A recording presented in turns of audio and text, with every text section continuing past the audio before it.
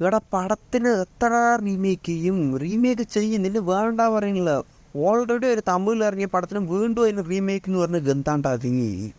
അങ്ങനെ ഞാനിപ്പോൾ പറയുന്ന പടം വേറെ ഇതുമല്ല, ആദിത്യ വർമ്മ എന്ന് പറഞ്ഞ ആദിത്യ വർമ്മ എന്ന് പറഞ്ഞ പടത്തിന് ആദിത്യ കട്ട് ചെയ്തിട്ട് വർമ്മ എന്ന് ഇറക്കിയ ഒരു ഡയറക്ടറാണ് ബാലേട്ടൻ. നമ്മുടെ ബാലേട്ടൻ ഇറക്കിയ പടമായതുകൊണ്ട് നമുക്കൊന്ന് നോക്കാം എന്താ കാണിച്ച് കൊണച്ച് വെച്ചിരിക്കുന്നത്. കണ്ടവർക്ക് only for disclaimer, entertainment purpose only, എല്ലാവരും അങ്ങനെ എടുത്ത് കാണുക.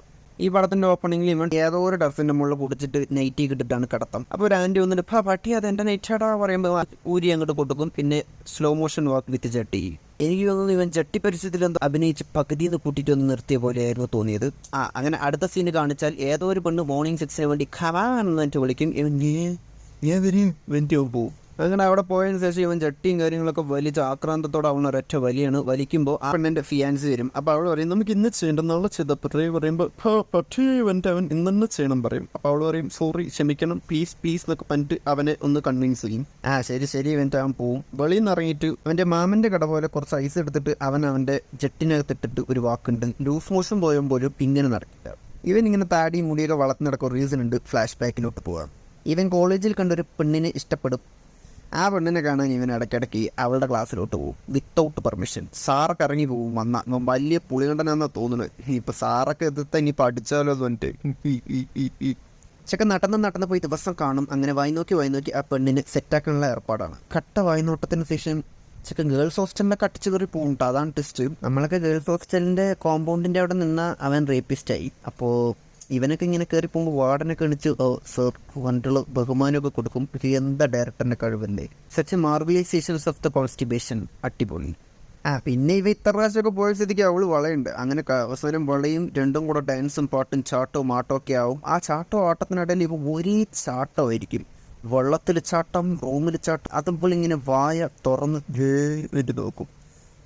നമുക്കത് കാണുമ്പോൾ എന്നാ തോന്നുക, എന്നാലും കുഴപ്പമില്ല. അതിനുശേഷം ഇവൾക്ക് വീട്ടിൽ ആരൊക്കെയും നോക്കി വേറെ ചെക്കനെ സെറ്റാക്കി കല്യാണം കഴിച്ച് വെക്കും.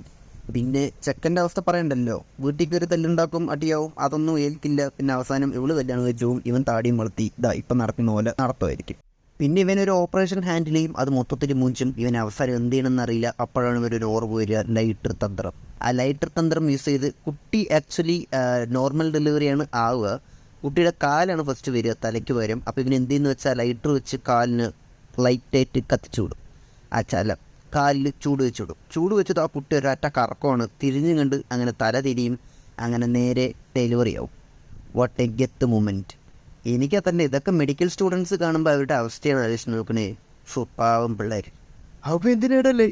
അപ്പോൾ നോർമൽ ഡെലിവറിയിലൊക്കെ ഇങ്ങനെയൊക്കെ ആകുമ്പോൾ ഒരു ലൈറ്റർ മതി മൊത്തത്തിൽ പ്രശ്നം സോൾവ് ആകാൻ എന്നാണ് അണ്ണൻ പറയുന്നത്. എന്താ സംഭവം എന്ന് ഒരു പിടിയില്ല. അപ്പോൾ എന്തിനാണ് ഇത്ര വലിയ ഞങ്ങൾ പഠിക്കുന്നേ എന്ന് മെഡിക്കൽ സ്റ്റുഡൻസ് ഒക്കെ ചോദിക്കുക. പക്ഷേ ചോദിക്കരുത് കേട്ടോ, കാരണം സിനിമയല്ലേ, നമുക്ക് ക്ഷമിച്ചു വിടാം.